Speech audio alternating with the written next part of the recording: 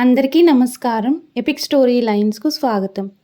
బాసరలోని సరస్వతీదేవి ఆలయం గురించిన కొన్ని విషయాలు మనం ఒకసారి మాట్లాడుకుందాం. సరస్వతీ నమస్తుభ్యం వరదే కామరూపిణీం విద్యారంభం కరిష్యామి సిద్ధిర్భవతు మే సదా పద్మపత్రా విశాలాక్షి పద్మకేసరవర్ణిని నిత్యం పద్మాలయాం దేవి సమం పాతు సరస్వతి.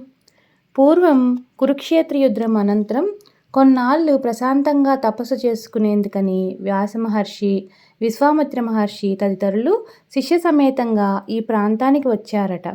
ఇక్కడి ప్రశాంత వాతావరణానికి ముగ్ధులై ఇక్కడే తపస్సు కూడా కొనసాగించారట. వ్యాస భగవానుల వారు రోజు పావన గోదావరి నదిలో స్నానం చేశాక పిడికెడు ఇసుక చొప్పున తీసుకెళ్లి సరస్వతీదేవి అమ్మవారి విగ్రహాన్ని రూపొందించారట. ఆ మూర్తికే ఆయన నిత్య పూజలు కూడా చేసేవారని, ఇప్పుడు ఇక్కడున్న విగ్రహం అప్పట్లో వ్యాసమహర్షి ఆరాధించిన మూర్తేనని ఇక్కడ స్థల పురాణం. అలా వేదవ్యాస ప్రతిష్ఠించిన విగ్రహంగా పరిగణించి బాసర జ్ఞాన సరస్వతి అమ్మవారి సన్నిధిలో నిత్యం వేల మంది చిన్నారులు అక్షరాభ్యాసం చేసుకుంటూ ఆ తల్లి దీవెనలు చల్లని చూపులతో విజ్ఞానవంతులుగా ఎదుగుతున్నారు. ఆలయంలో కొన్ని ఉపాలయాలు కూడా ఉన్నాయి. ప్రధాన సరస్వతీదేవి ఆలయ అంతరాలయంలో మహాలక్ష్మి, ఆలయానికి పశ్చిమ దిక్కులో మహాకాళి కొలువై ఉంటారు. అంటే ఈ ఆలయం త్రిశక్తులైన లక్ష్మి, పార్వతి, సరస్వతి అమ్మవార్ల కొలువైన మహిమాన్విత క్షేత్రం అన్నమాట.